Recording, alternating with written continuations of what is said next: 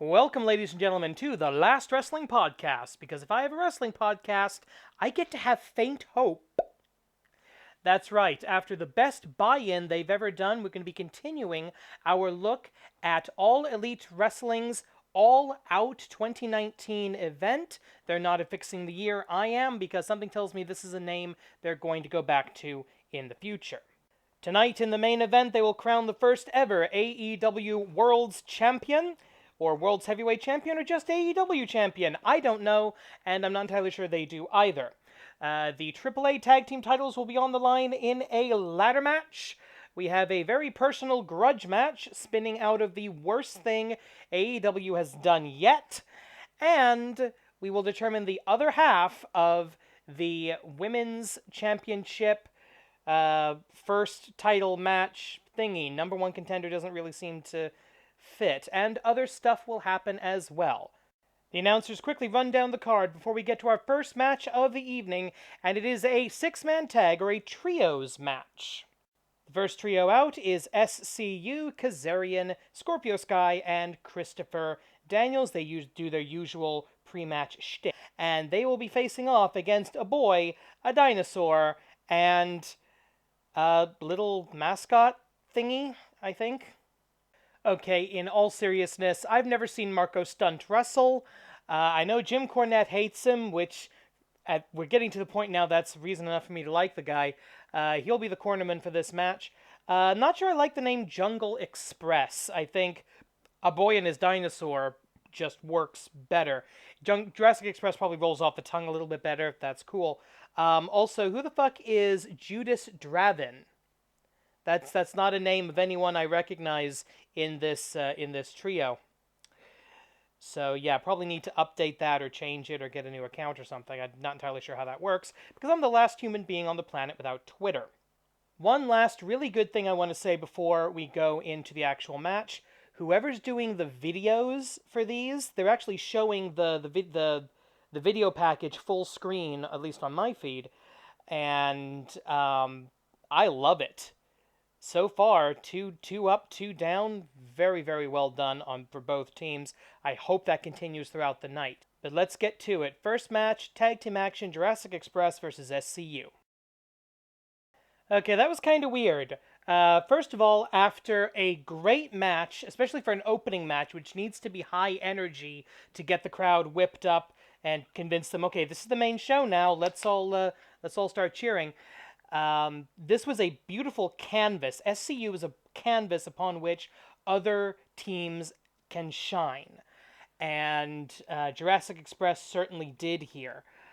As you can tell from the picture, a double best Meltzer ever from Christopher Daniels to both of the boys in a boy, and a dinosaur. And that led to the 3 count. Victory for SCU. However, after the match, respect and sportsmanship, and the old guys putting over the young guys as, hey, these guys really have it. Which tells me, and there was no double cross, there was no stab in the back, nothing. Which tells me, 1, we're not going back to this feud. This was a one-off match. And 2, that we're pretty much entrenched in SCU being the player coaches. I don't want anyone to hit me in the head with a chair, so I'm not going to use the good hand expression. Not going to call anybody a good hand here.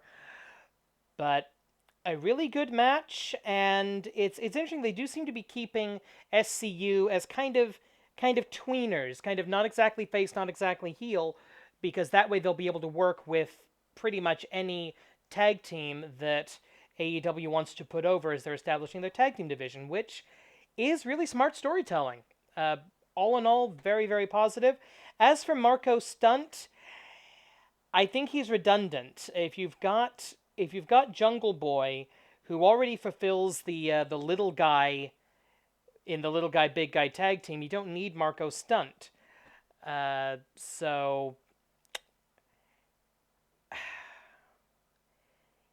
I think he's good at what he does. I just don't know if what he does is something this act needs. So that's my current opinion on Marco Stunt. Up next, it's the Make Good match. Due to a real-life staph infection, unfortunately, Jon Moxley not able to be on the show tonight, and you have Pac as the replacement. And as replacement matches with no build go, this actually works.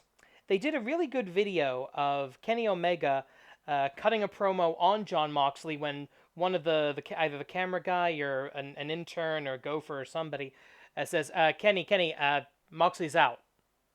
Just got it from Cody. Moxley's out. What? And I like that. You know, everybody knows this is a television show.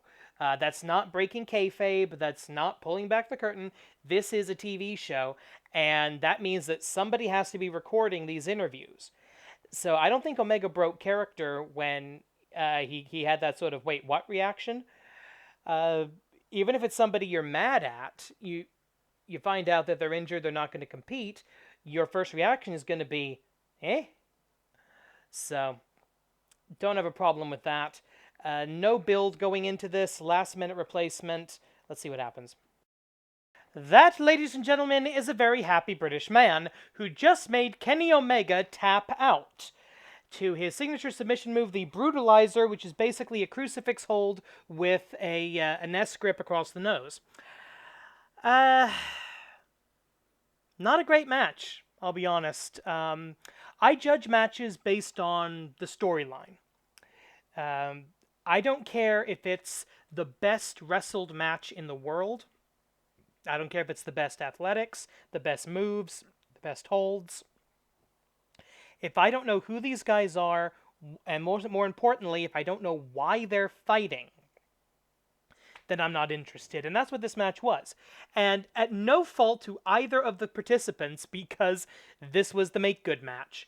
The story that was told, and I'm curious, though I doubt I'll ever know, if this was the plan had Moxley shown up, or been able to show up. No heat on him, obviously. You know, injuries are injuries. But the story being told is that Omega has yet to find his wrestling heart in AEW. He's been on mostly a losing streak. And JR mentioned, did he leave his heart in Tokyo? And his video package, Omega's video package, shows him walking through what I think is actually Shibuya, and might have been Shinjuku, I'm not entirely certain. But that may be the story they're telling, is that since coming to AEW, Omega's not the man he was. And I think that's a terrible story to tell with someone who could be your top babyface, if you want him to be. So hopefully he'll, find his spine by the time they get to television. Well-wrestled match, technically excellent. I wasn't particularly interested because there was no story to it. Oh, crap. Up next, 3 guys I don't like will fight in a type of match I don't like, sponsored by people I couldn't care about, but whose giant freaking barrel I find very annoying in a wrestling show. Yay. That was disgusting! Okay, tell you the truth. Once they duct taped a man to a chair and poured thumbtacks down his throat, I decided this wasn't worth watching and I skipped to the end. Jimmy Havoc wins. Bryce looks traumatized. Skip. Cracker Barrel, I don't know who you are. I don't know if you're a grocery store or a restaurant or what. Why are you sponsoring this shit? Let's get back to the wrestling show and leave the geek stuff for the carnival. Okay, up next, the Best Friends, Chuck Taylor and Trent Beretta, versus the Dark Order, Evil Uno and Stu Grayson. They really need to come up with new names for those guys. And the former Super Smash Brothers, Player Uno and Player Dos. Both of these teams won a 3-way match on previous buy-ins to advance to this opportunity to skip around, skip a level, skip ahead in the tag team title tournament. Before we start, I'm higher on the Dark Order than a lot of people. I love the idea of someone doing sort of the Undertaker-ish character, but weaponizing the druids, having the minions, the whatever they were called, the soulless or the heartless or whatever, having them as a weapon to cover up the fact that the heel, who is a bad guy, isn't exactly all that good. So, with Evil Uno as the main villain here, if you can take away the muscle of Stu Grayson, if you can take away all of the army of minions, the numbers advantage, maybe the good guy can beat this guy. That's a great story to tell in wrestling, and I hope this lives up to my expectations. After a match that perfectly fit these characters, the Dark Order, using the creepers, using the numbers advantage to win the bout, and eventually hitting the fatality double team maneuver on both of the best friends. As you can see here, the creepers at the orders of Evil Uno, kidnapping or attempting to kidnap Trent Beretta, Stu Grayson yelling, "He's ours now!" or words to that effect. When all of a sudden, the lights go out. And I don't know why this happened, because this character shouldn't be able to do that, but it was such a cool thing that I'm going to let it slide. Orange Cassidy is here! That's right, the little dog Pockets is here to make the save, takes out 4 people with his hands in his pockets, and saves the day for the best friends. They stand tall, even though it will be the Dark Order that receives the first round bye in the tag team tournament. And one little thing, they did mention that Orange Cassidy is a training partner of Chuck Taylor. That is technically correct. The best kind of correct. Up next, it's time to find out who will face Nyla Rose for the Women's Championship, and it's going to be Riho versus Karashida, or Shida Hikaru more accurately. And character-wise, it's the Smiling Idol Singer versus the martial arts Kendo Princess Badass. And I like that, and especially ironic considering that Shida actually got started in wrestling to research a role as an actress in a Japanese pro wrestling-based TV drama called Muscle Girls, and once filming on that wrap, she decided wrestling was fun and kept with it. So, a little bit of almost a mirror image here with Riho's character and Shida's actual history. Fun trivia. And we have our women's title match. It's going to be Nyla Rose, the dominant monster, versus the native beast, I should say, versus the very, very small Japanese woman. And you know what? Nothing wrong with a good David versus Goliath story. I just happen to be rooting for Goliath on this one.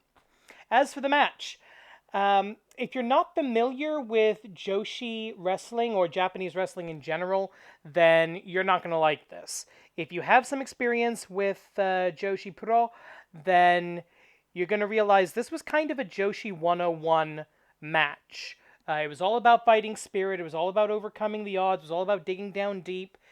And I thought it worked. The crowd, unfortunately, was dead for most of it.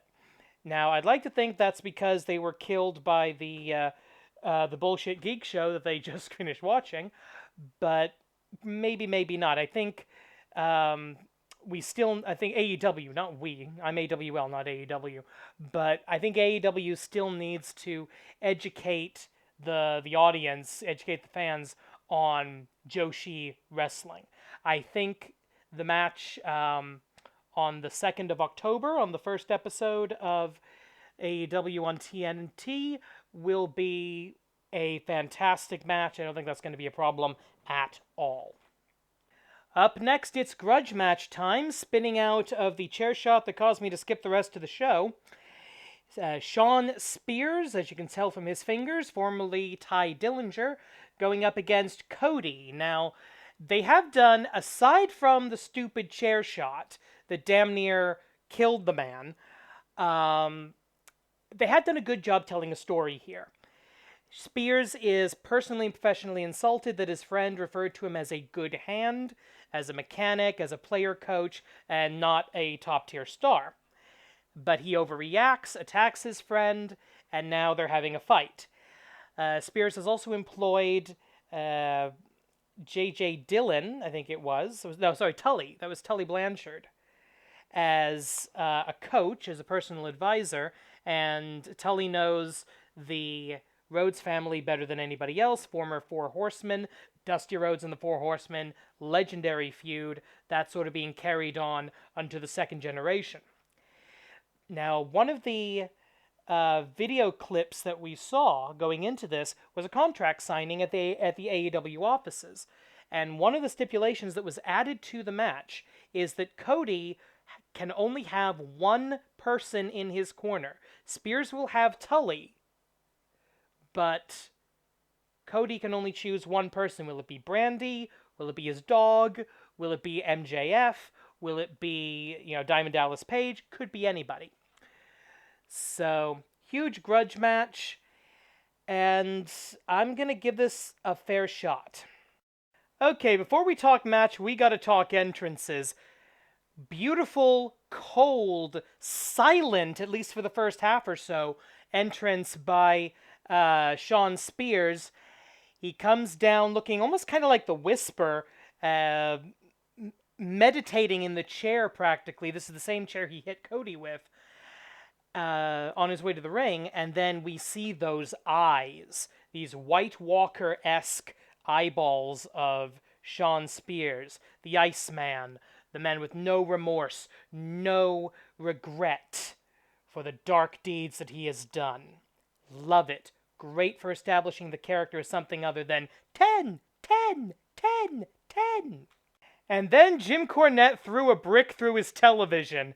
As much as he complains about cosplay wrestling, the wrestlers show up in Star Trek cosplay. This is freaking brilliant. Absolutely wonderful. I loved Cody sort of coming up through the transporter as close as they could with that. That was fantastic. I was actually saying to myself, Cornette's gonna kill you. Cornette's gonna kill you. And I can't wait. And Jim Cornette, if by some miracle you're listening to this, I do actually respect you. I respect your knowledge of history. I respect your philosophy of wrestling. I just think you get in your own way a lot, man. But this was fantastic. Now, one thing I noticed in this match that I didn't actually notice earlier in the night was the win-loss records on the name graphic. That is fantastic. Singles on top, overall at the bottom. I actually went back, rewound, checked the Kenny Omega, and yeah, they showed his overall record at 2-1, his singles record at 1-1. I freaking love this! Now, I can tell you from some personal experience doing similar things in the Animated Wrestling League, if AEW continues for, 15 seasons, shall we say, that some of these numbers are going to get so big they'll be insurmountable. So you might almost want to do an annual or a seasonal reset. You can have someone's overall records, and you can also have their seasonal records and use those. And basically, you can mix and match, I think, who qualifies for a title shot based on that. But overall, brilliant, brilliant entrances. Loved absolutely everything about it. And now, the actual wrestling match. Fantastic grudge match. First of all, they start brawling on the outside through the crowd. I love that. Very few things in wrestling annoy me more than when you've got a blood feud, you've got two guys that hate each other, want to rip each other's heads off, the bell rings, and there's a call and a tie-up. I hate that. That didn't happen here. They actually did act as if this was a grudge match. Good bit of cheating by Tully and Spears. A couple of at least one blatant low blow. Eventually, Tully actually gets into the ring and mixes it up a little bit with MJF, and that prompts Arn Anderson to show up. And I can't believe I'm saying this in 2019, deliver the AA spine buster. Eventually, that led to a sort of a moment of choice for Cody Rhodes. He has the chair in his hands, and he must decide, To defeat the monster, must I become the monster?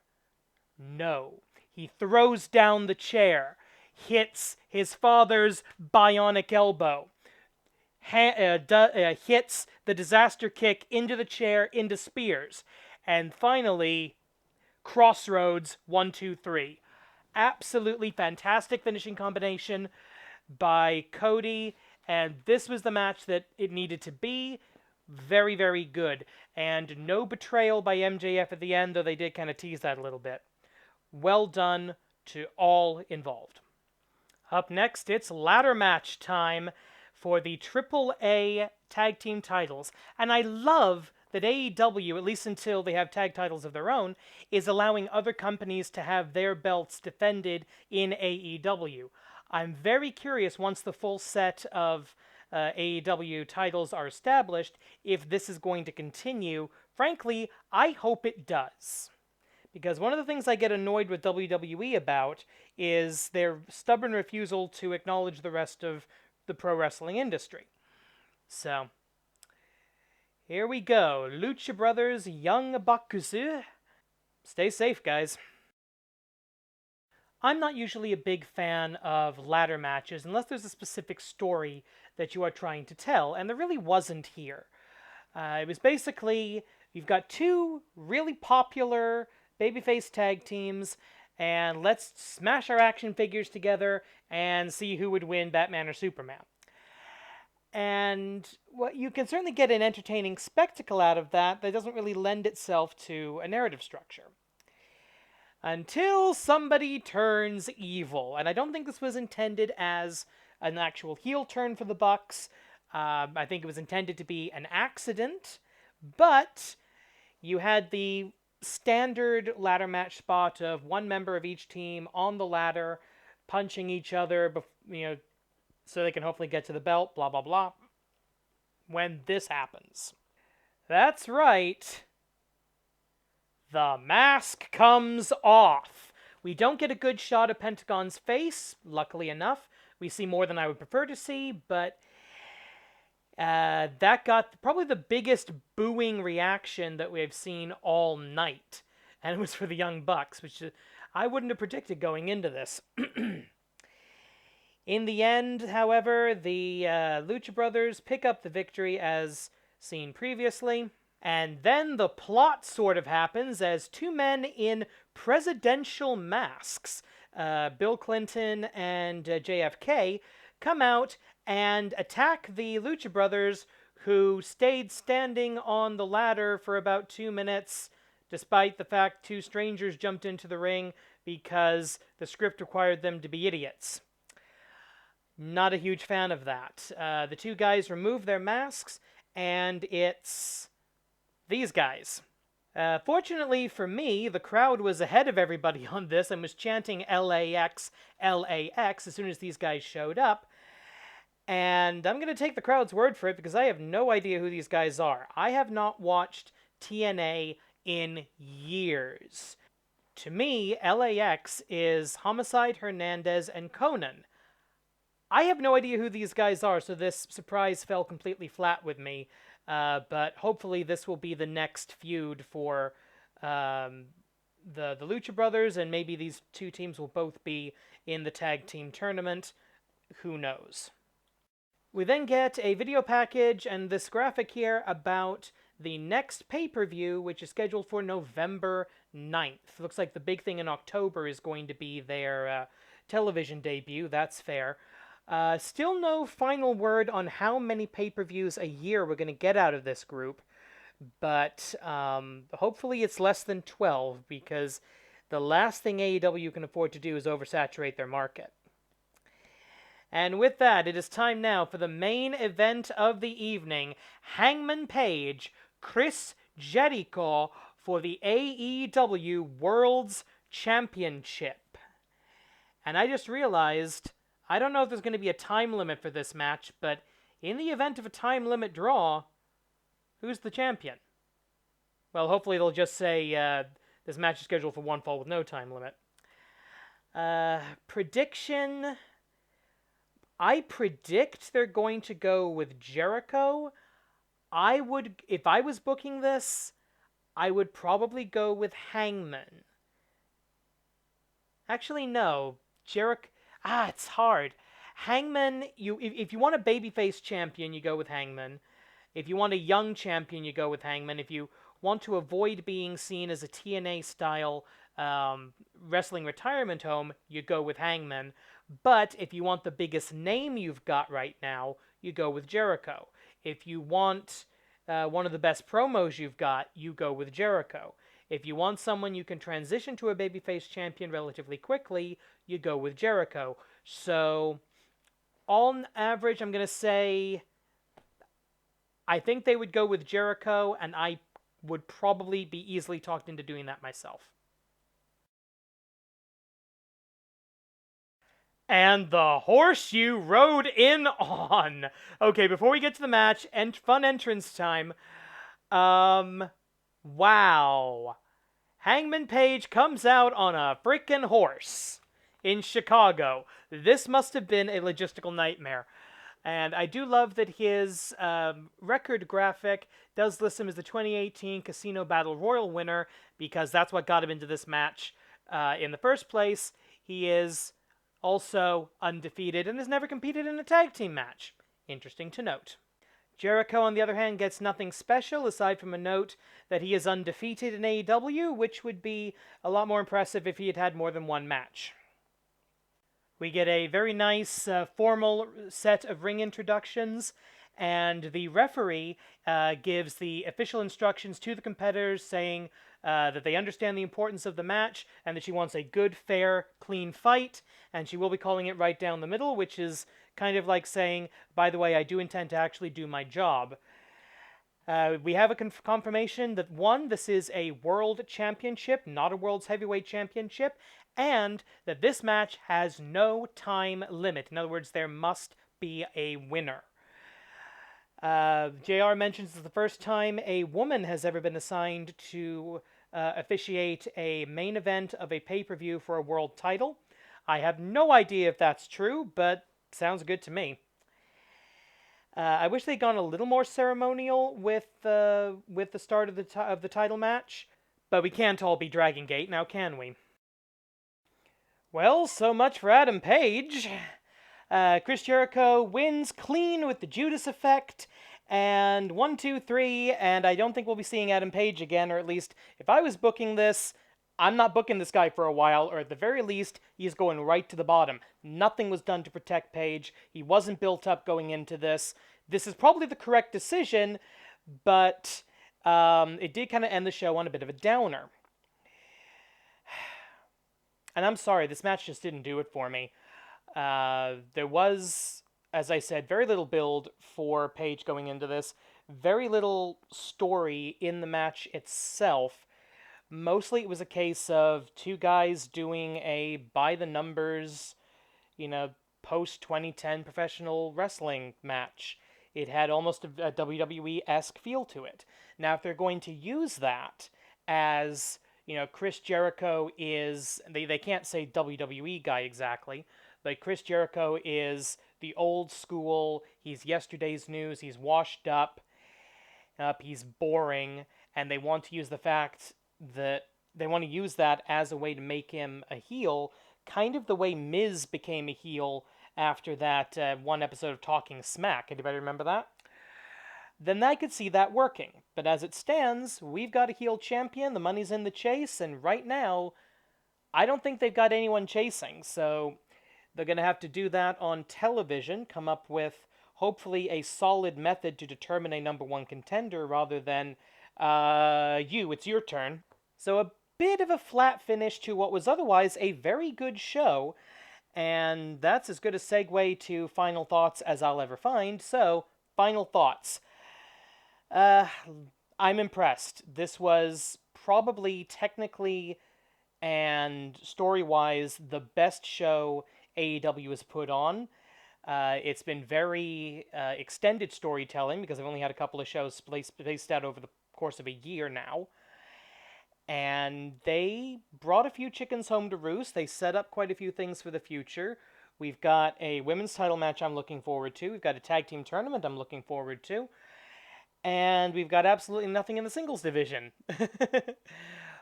But uh, big negatives, the flat finish at the end, the fact that the main event frankly didn't live up to its position or its significance, in my opinion.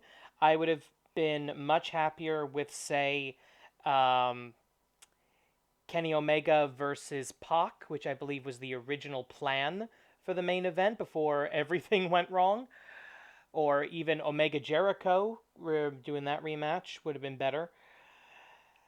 The biggest problem on this show was the three-way Cracker Barrel Crapfest, and I'm gonna take a grade off from that because anything that's so disgusting it makes me skip the match, I've got to take points off.